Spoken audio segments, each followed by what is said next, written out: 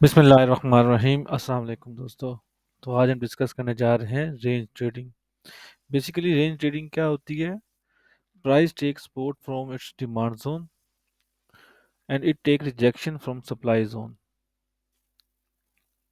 Points पहले हम highlight कर लेते हैं कि एक प्राइस जो होती है पर्टिकुलर लेवल से सपोर्ट लेती है और एक पर्टिकुलर लेवल से रेजिस्टेंस लेती है। तो इसका हम देखते हैं कि किस तरह। फॉर एग्जांपल, हमारे पास एक ट्रेंड है।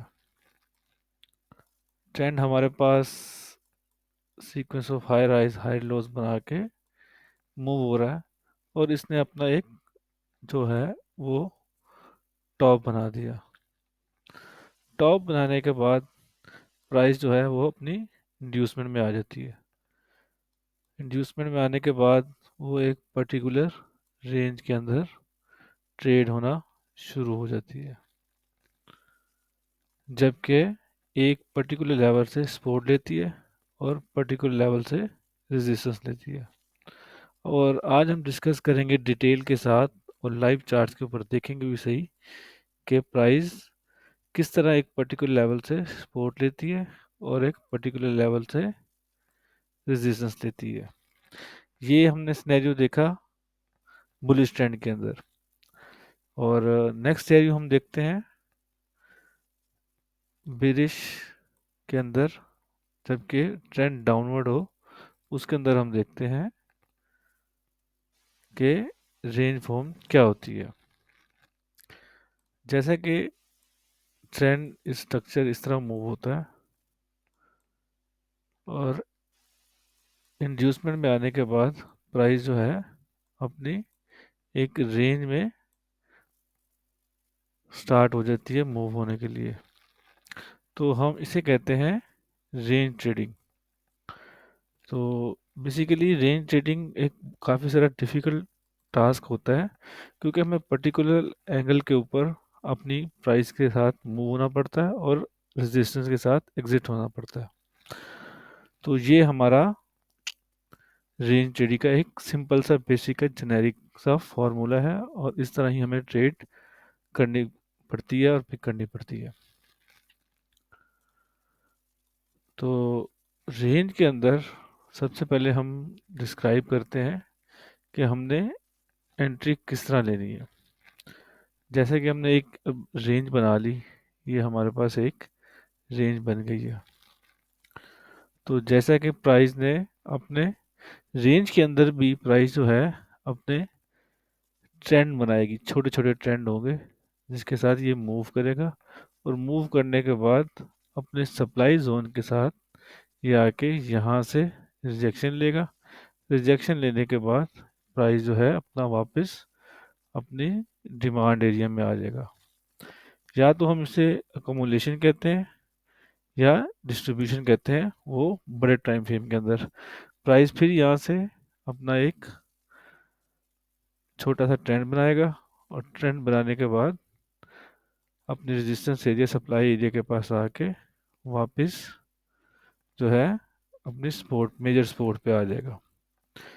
जैसे कि रेंज का ब्रेकआउट होता है तो उसका टारगेट जो है हमें निकालने के लिए हमारे पास एक सिंपल सा जेनेरिक का फॉर्मूला है, हम उसको ही फॉलो करेंगे और फॉलो करने के बाद अपने जो टारगेट्स हैं उसको प्रिडिक्ट करेंगे। तो हम एक ट्रेंड लेते हैं कि ट्रेंड ये बेरिश ट्रेंड है और बेरिश ट्रेंड में आने के बाद जो है प्राइस ये रेंज फॉर्म में हो गई है। तो हमने सबसे पहले इसके टारगेट्स को मेजर करते हैं कि अगर रेंज ब्रेक होती है तो हम इसके टारगेट किस तरह निकालेंगे, ये मैक्सिमम कहाँ तक जा सकता है। अगर चाहे इस सिनेरियो के अंदर, बिरिश सिनेरियो के अंदर अगर ये रेंज टूटती है तो हम इसके targets width of the range के निकालेंगे। जितनी इसकी विड्थ होगी तो उतना ही इसका टारगेट होगा। ये हमारे पास रेंज फॉर्मूला है अगर चाहे रेंज टूट जाती है।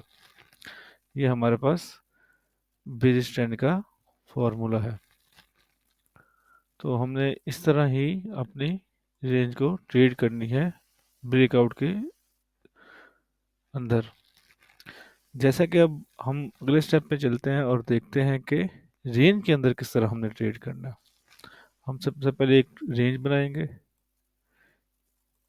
और हमने पहले आइडेंटिफाई करना है, जैसे कि अपने पहले पिछली मतलब कि ड्राइंग के अंदर आपको दिखाया कि हमने सप्लाई के ऊपर अपनी एग्जिट करना है और डिमांड के ऊपर एंट्री लेनी है। तो प्राइस अब यहाँ से नीचे आ रहा है, जैसे ही अपने मेजर सपोर्ट के ऊपर आएगा और यहाँ से रिवर्सल लेगा, तो हमने इस जगह से एंट्री लेनी है। एंट्री लेने के बाद अपना इस जगह से हमने एग्जिट कर देना है। अगर हमें किसी पॉइंट पे लगे कि मोमेंटम है या कोई न्यूज़ है या फिर कुछ ब्रेकआउट हो रहा है, कैंडल स्टिक्स अच्छी बन रही हैं, ग्रीन कैंडल बन गई, तो एक इधर बुलिश ग्रीन कैंडल बनेगी और बनने के बाद प्राइस जो है ऊपर मूव होना शुरू हो जाएगा। तो हमने अपना टारगेट जो है, यहाँ से हमने फर्स्ट हायर लो से अपनी बाई एंट्री लेनी है और जितना भी इस रेंज की विड्थ होगी उसका ही हमने टारगेट फर्दर जो है ऊपर पोस्ट कर देना है। ये अप्रोक्सीमेटली 1:5 का टारगेट होता है।